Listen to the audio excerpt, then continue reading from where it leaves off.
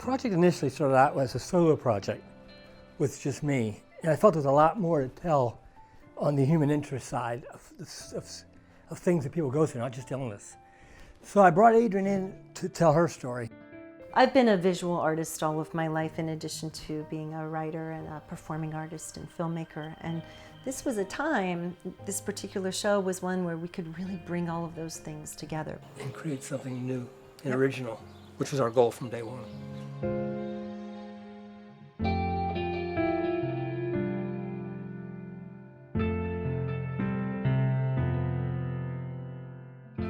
Well, the main idea was to capture the idea of my body being inhabited by ghosts that control my movement. I've lost control of my body. Stress levels make me more active. I bounce around a lot more. I feel like there's other people controlling. Parkinson's is an enigmatic disease. People often cannot really discern between somebody who's intoxicated or somebody who might be influenced by narcotics. If they see me on the street behaving the way I'm behaving now, moving, they have a tendency to back off, shy away, or in certain cases call the police. We set out to bare ourselves and bare our truths, but we also really wanted to set up challenges for ourselves. I mean, doing the piece itself and getting the funding and all of that was challenging in and of itself, but we also both were doing things we've never done before. Frank has never been a performer in his own work before. He's had actors portray him in his works. I wanted to put myself on stage as a Parkinson's artist. I didn't want somebody playing the role of me. I felt that would be too ingenuine. So I wanted to put myself on stage for the first time and really show people exactly how I am and who I am. I've never written songs, created the vocal melodies for them, and sung them on stage. Singing is something I've always wanted to do, and just two of these stories begged to be told through song. When you left the trash behind, did you mean to leave us too? It was semi-terrifying. It was delightful to find my voice, but terrifying at the same time because I didn't know what was going to happen when there were people in the room and I opened my mouth for the first time. And I think Frank felt that same way too. What was going to happen when he got up on stage and not knowing what state his body was going to be in on any given day. That was part of telling the truth. You know, whatever happened is what was going to happen. And I learned that I love to sing.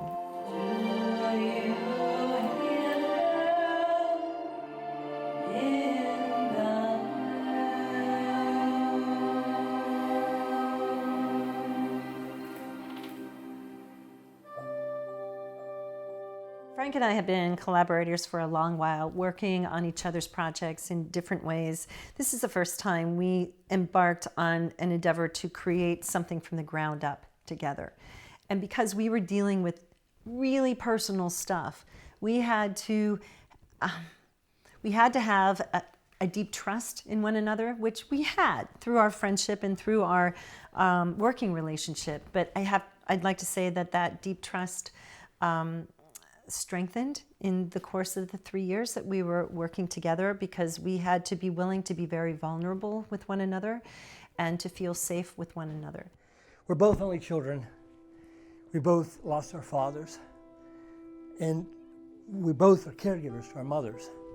So the idea was to sort of take some of those parallels, talk about them together, and create these acts or scenarios that reflected our individual stories, but also showed the connection we have. When we first started doing this work, we weren't quite sure that it was going to be linear, and it really wasn't a linear piece, but for both Frank and I, we wove stories of our lives together into an overall narrative, I think, and we were able to mesh our two storylines together. We'd sit down in my office. We met here twice a week in my home studio, and we started creating, we started looking through our notebooks and our journals and ideas that we had stewing, musical themes, visual ideas we had. We started listing them out and creating and seeing what the connections were, the connectors and the parallels were between the two.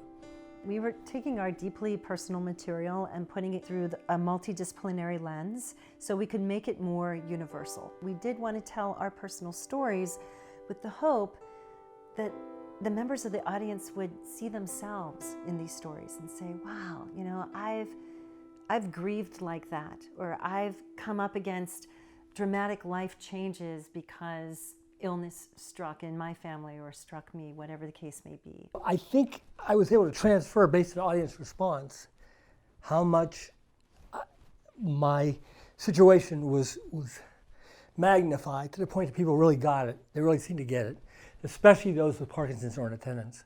My hope was that we would serve as mirrors for other human beings. They would see themselves in us. They would be inspired to tell their own stories, which they did over and over again in conversations that we're still having with people who came to the show. And ultimately, my hope was that they would feel less alone. You know, we're living in really divisive times, and there's so much focus on how different we are as human beings, but the reality is we're all humans in this very messy stew called life, and we're all trying to figure it out. And there are lots of things and lots of themes and lots of occurrences that happen in our lives that are the same. Situations may be different, but there's a lot that hits us all as we move through existence.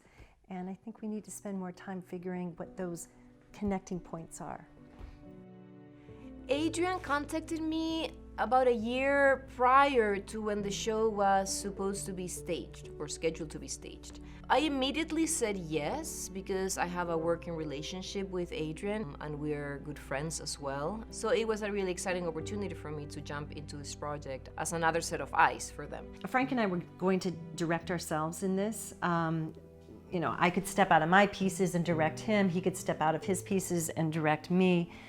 But we needed a consulting director who gets it, who's not afraid of the non-linear, non-narrative kind of form, the multidisciplinary form, and somebody who actually works in all of these different ways of expression that Frank and I were utilizing, and Carolina does. The first challenge for me was to translate their script into what this would look and sound like. They had been working on this already for a few years. They had done shows of bits and pieces, works in progress, workshops, right, where they would engage audiences, showing them some of the sections they had. I had not seen those. So imagining what these words and these images that were on this script of sorts that they came up with, that was the first challenge for me to try to picture, you know, what this was. And so then when we brought in the rest of the production crew, specifically Bob and Buzz, who were working on the light and the video component of the project, then that opened up a whole other collaborative process where everybody had to start imagining, you know, what these things would look like. And then Frank and Adrian had certain ideas of what they wanted for the video, where they wanted certain props to be on the stage. I provided most of the musical elements, since I'm sort of a composer without being a musician. I was able to score most of the music for the theater project. The engineering part of how do we get this actually on the stage? How do we create a screen for this or that? How many screens, right? How many projectors are we going to use for certain things? What do we have? Ideally, what do we want, right? That whole process took months, right? Of meetings back and forth, of consulting with different people.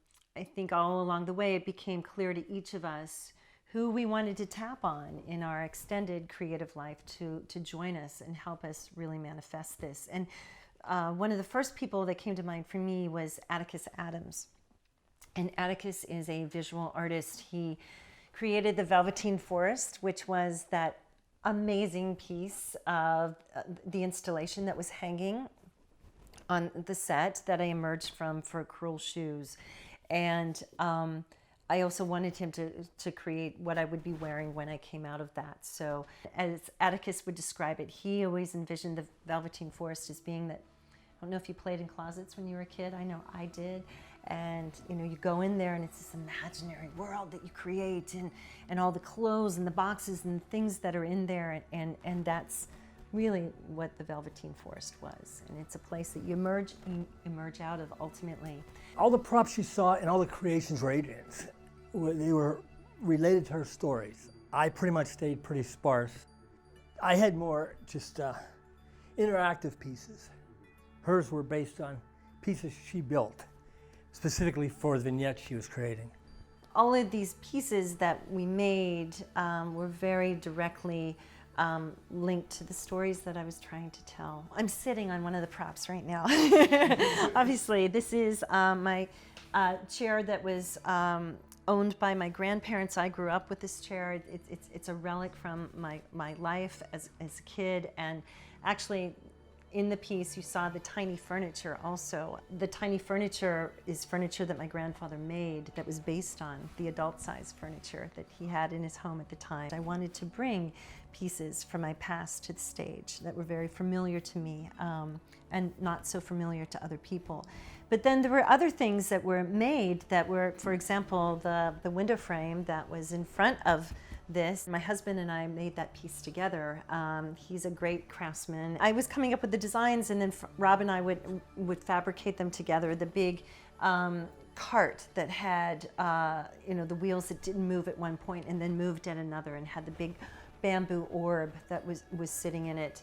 That prop was to demonstrate that immovable force that we run into in life sometimes. And I was able to finally move that cart off the stage, which for me represented the lightness of being, enlightenment, all of that. And that, things are quite possible after all. And the hand, boy, that was an early piece. When Frank and I did our works in progress in 2015, I had already made that sculpture. And for me, that was really demonstrative of when grief hits, it is such a traumatic and overwhelmingly powerful force and emotion. Trapped in the frame in front of my face was really there to symbolize that me as a being was totally canceled out, and in its place was grief. There were lots of boxes that I used in this show. And for me, those are the frames that, we're always telling stories of our lives, and our stories change along the way. So stories for me are contained within a frame. And so the hand of grief within the frame, and ultimately it goes down and it goes away, and I'm no longer wearing it because grief does pass.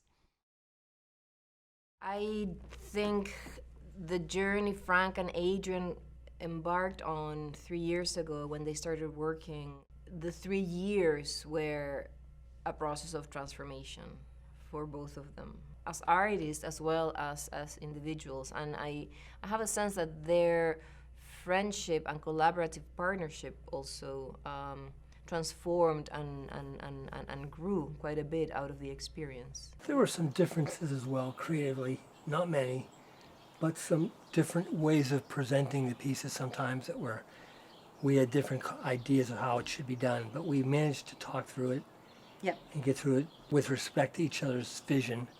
That was the one thing we gave each other, was a lot of latitude of respect for each other, to say, if this is how you feel it should be, then I'm with you.